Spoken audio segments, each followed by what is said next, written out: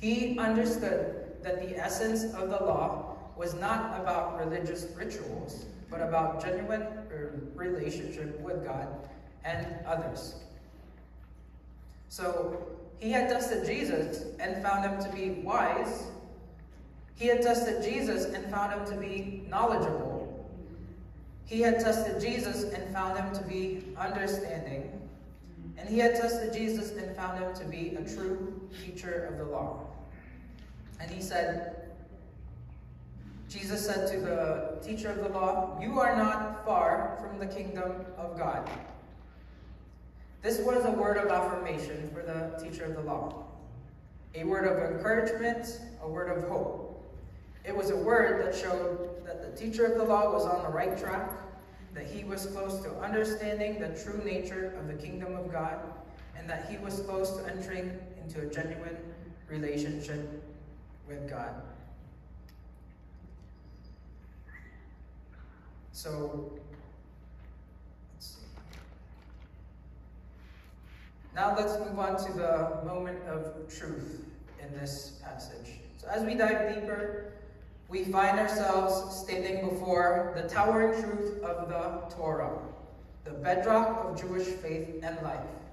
It's here in this ancient text that we find the heart of God's commandments. And it's here in this conversation between Jesus and the teacher of the law that we see this truth shining brightly.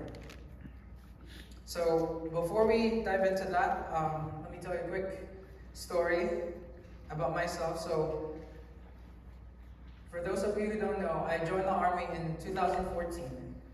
And it goes without saying that I had to follow all sorts of rules, from having a specific kind of haircut, wearing your uniform a certain way, you couldn't put your hands in your pockets, you had to stand in attention depending on who you were talking to.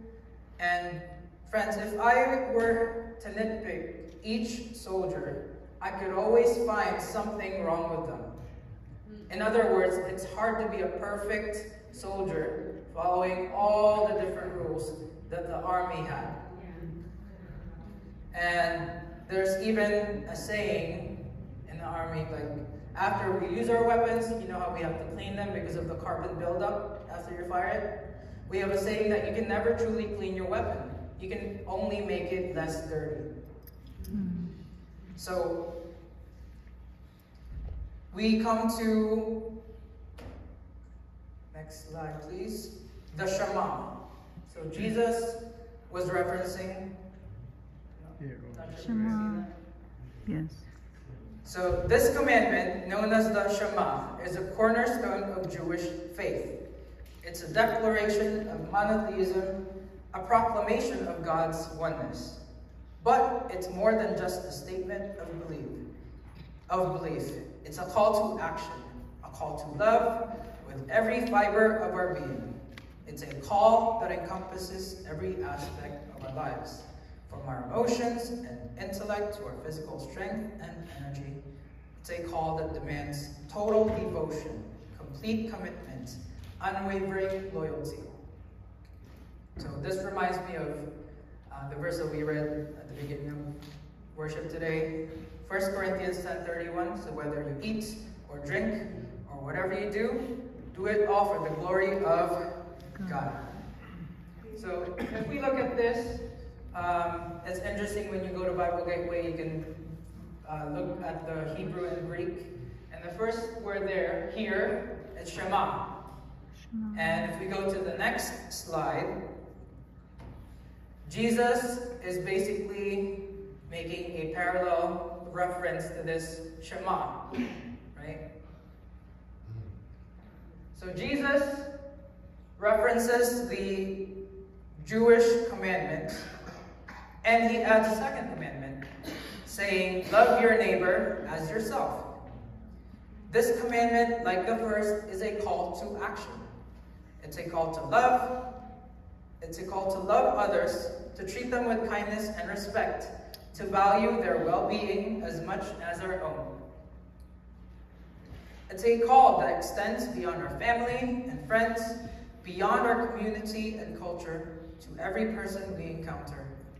It's a call that challenges us to see the image of God in every person, to recognize their inherent worth and dignity.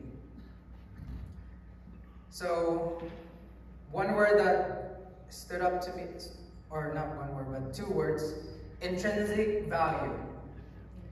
We believe in the intrinsic value of every human being because we're created in God's image. Amen? Amen. In Genesis 1:27, so God created mankind in his own image. In the image of God, he created them. Male and female, he created them. In Psalm 139:14, it says, I praise you because I am fearfully and wonderfully made. Amen? Can you say to your neighbor, you are created in the image of God. You have intrinsic value. You have intrinsic value. Amen? So these two commandments, Jesus says they're the most important.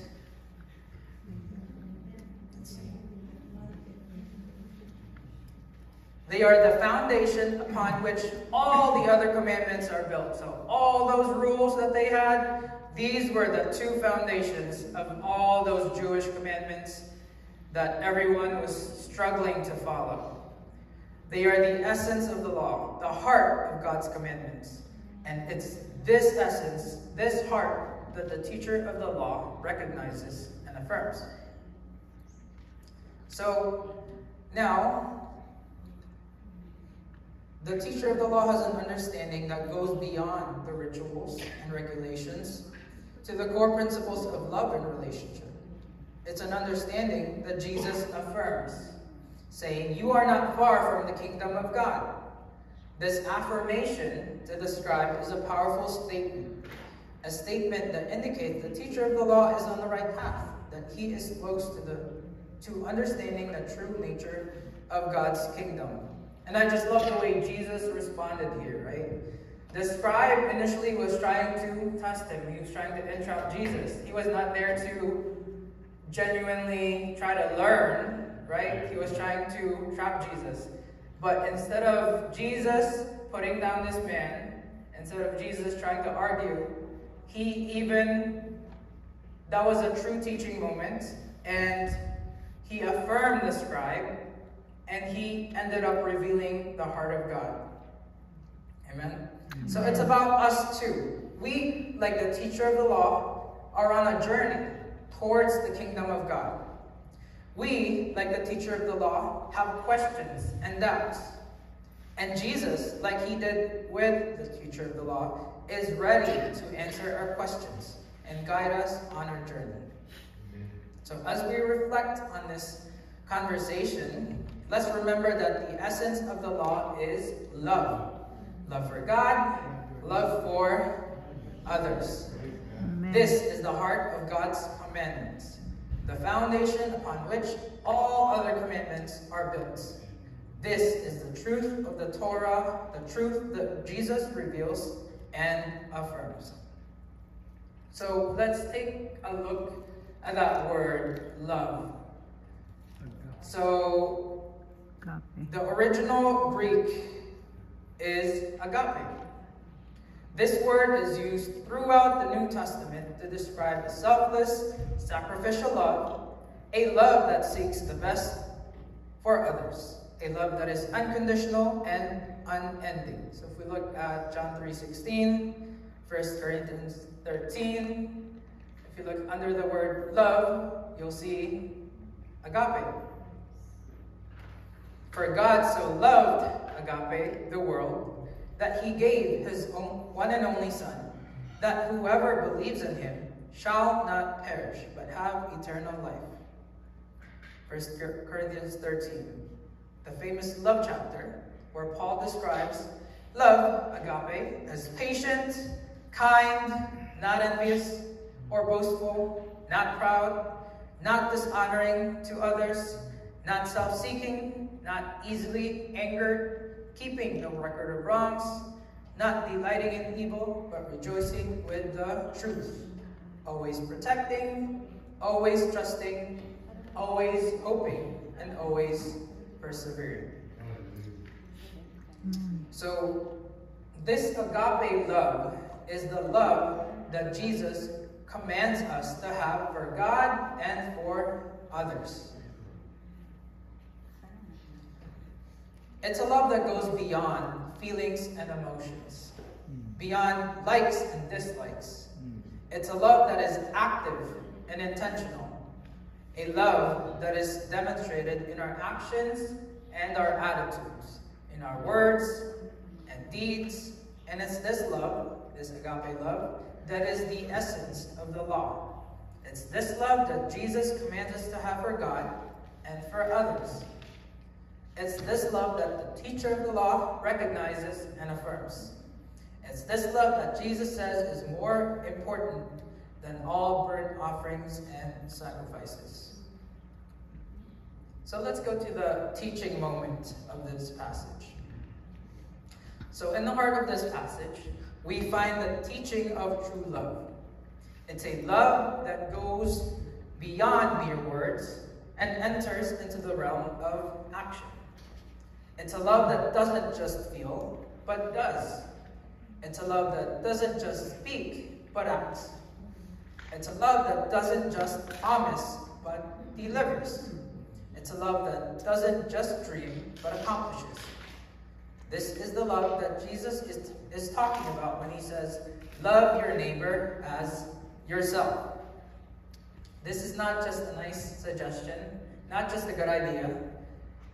It's a divine mandate, a heavenly decree, a sacred obligation, a holy duty. And it's a duty that we must take seriously if we are to be true followers of Jesus Christ. Amen? Amen. But what does it mean to love our neighbor as ourselves? How do we do that? How do we live that out in our daily lives? So let's take a look at these two key aspects of this commandment. So the first, to love our neighbor as ourselves means to value them as much as we value ourselves. It means to see them as equally important, equally worthy, equally valuable. It means to treat them with the same kindness, the same respect, the same dignity that we would want to be treated with. So, as an educator, I find myself explaining the golden rule repeatedly to the students. You know, treat others the way you would like to be treated. Do to others what you would have them do to you. But sometimes it's a struggle to solidify that concept in their brains, right? So we need more Christian teachers. Amen. So this also means to care for their needs as much as we care for our own needs. To love your neighbor means to help them in their struggles as much as we would want to be helped in our struggles. It means to stand up for them when they are being treated unfairly, just as we would want someone to stand up for us. It means to rejoice with them in their victories, just as we would want someone to rejoice with us in our victories.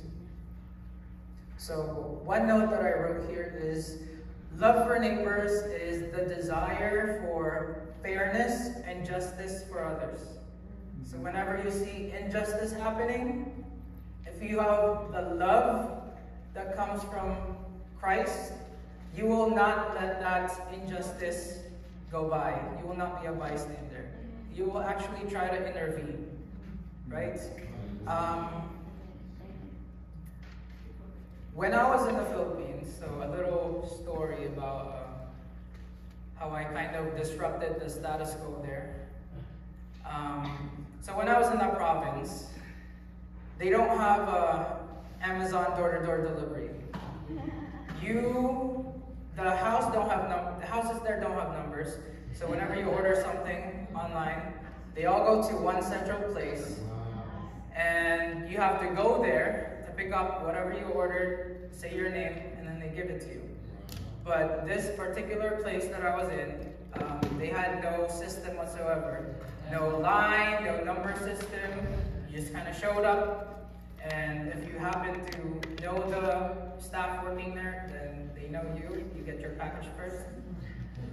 Or if you skip in line, you get ahead of somebody, then that's one way to do it.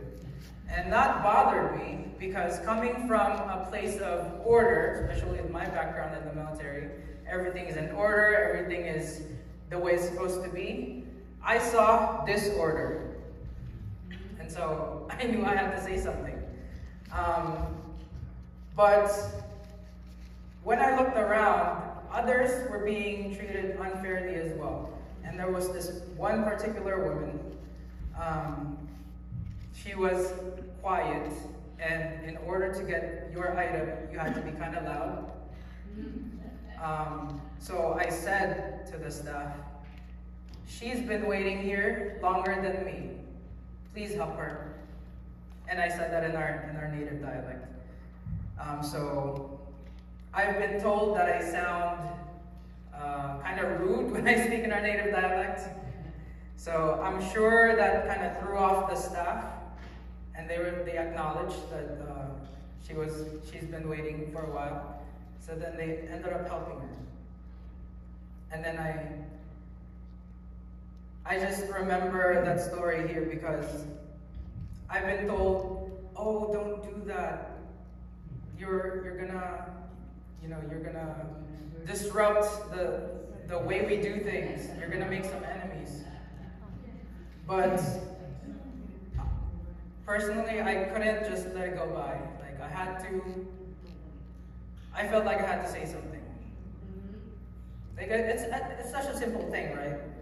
But when you see injustice happening, when you see unfairness, and you have the love of Christ, then you're gonna have compassion. You're gonna feel empathy, and then you're gonna want to do something. Amen. Amen. So the kind of love that Christ tells us to have is not natural, not something that we can do on our own. It requires a supernatural power. It requires the power of the Holy Spirit. Amen. The power of God's grace. It requires the power of Christ's love. And that's why we need to pray for this power. We need to ask God to fill us with this love so that we can love our neighbor as ourselves. Amen. So I feel like I can only love up to this much, and then I need to pray to God to help me fill in the rest. Amen. So, to love our neighbor as ourselves means to love them in a practical and a tangible, concrete way. Second slide, please. It means to love them not just in word, but in deed. It means to love them not just in theory, but in practice. It means to love them not just in thought, but in action. Amen. So, a couple months ago, I shared about God's goodness in my life, despite having, during that time, a negative balance in my bank account. On the same day, I experienced what it was like to be loved the way Jesus tells us to love our neighbor. So, a little bit of background. I did not work in December, and when I came back to work in January, I didn't get paid until 2 weeks later. So praise God because He gave me peace. I didn't really get anxious or worried. In fact, I joked to myself a lot. I said, once you hit negative, that's unlimited money because you just keep going from there. And but praise God, right? Because I found a part-time job that sustained me, and it's still sustaining me today. So when I shared that testimony here, I wasn't like in a bad place, really. My spirit had peace. I wasn't worried or anxious about money. But then I was blessed when I shared that testimony, not just spiritually, but in the practical way. So I received money from the Ibay family through Pastor Grace and Kayla. I received money from the Ferrer family through Tita Ludi, and I received money from the Carlos family through Tita Claudina. And I cried, right? I wept because I felt so touched by the love of God. They did not have to do that at all. But when they blessed me financially, I felt seen by God, and I was so overwhelmed by grace. I felt like I didn't deserve that, and it didn't make sense to me why they would do that. So for me, it's so counterintuitive. And if you can relate to me as a frugal person, I wouldn't normally do that, right? And they showed me what loving others is.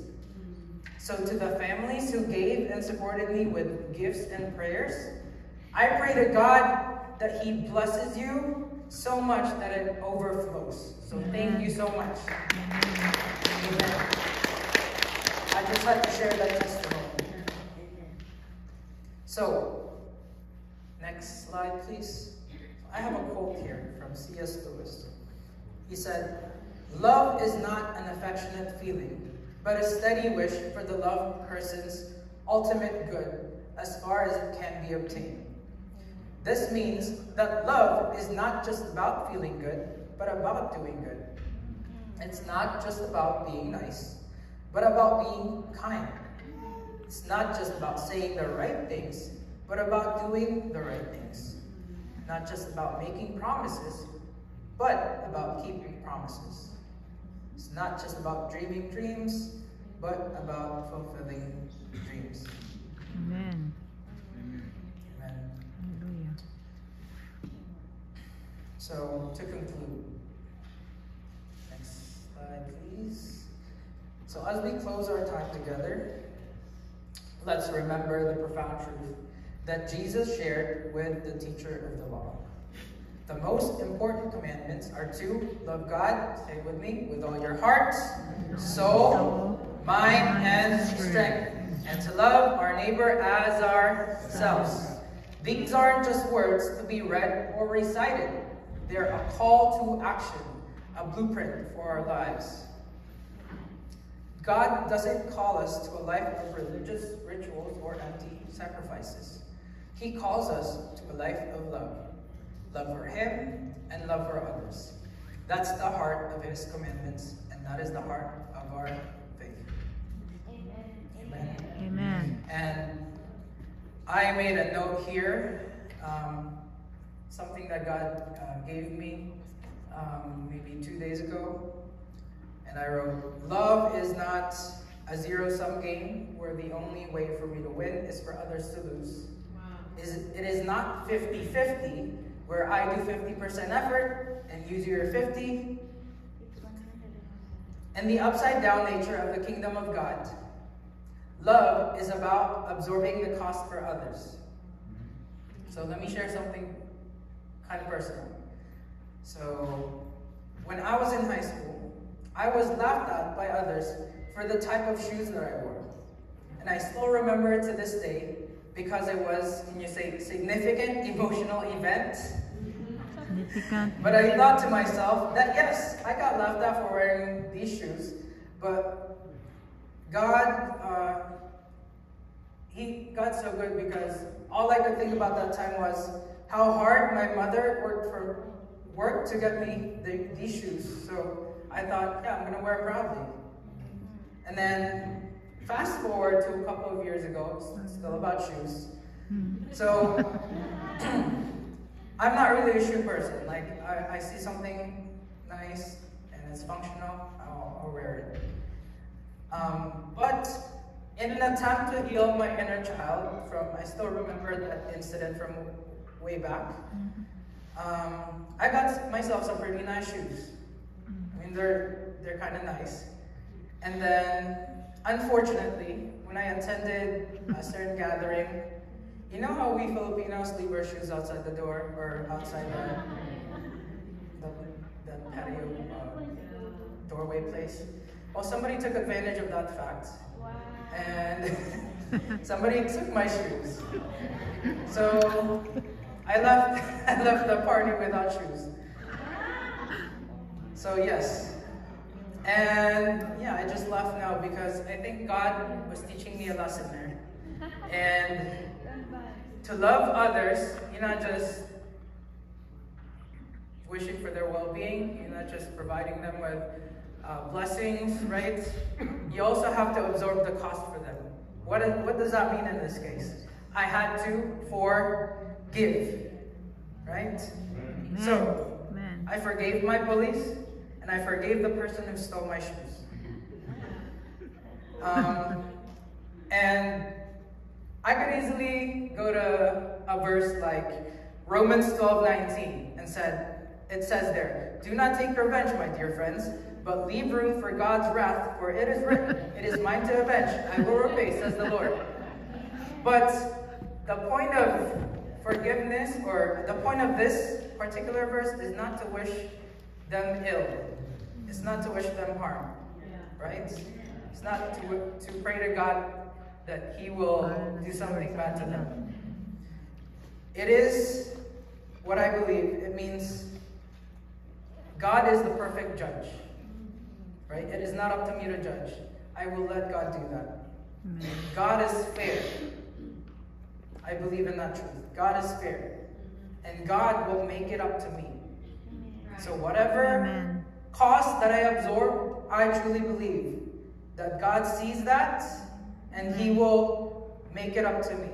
Amen. Because it says here in Romans 12:19, I will repay, says the Lord. Amen. So I forgave. I absorbed the cost by not seeking revenge or hurting back.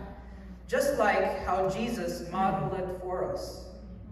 When He absorbed the cost of the sins of mankind by dying on the cross. Amen. If you saw Passion of the Christ, you know what I'm talking about. He could have easily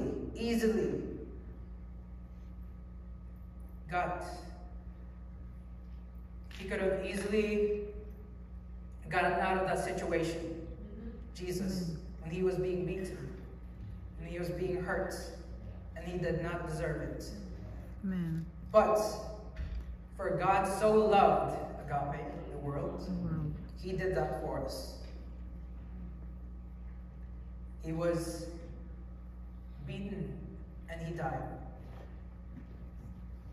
So, as we go out into the world, let's not just talk about love. Let's live it out. Let's show the world what it means to be a follower of Jesus. Let's be the hands and feet of Christ, reaching out to those in need, standing up for justice, spreading the good news of God's love, and I would add also to forgive.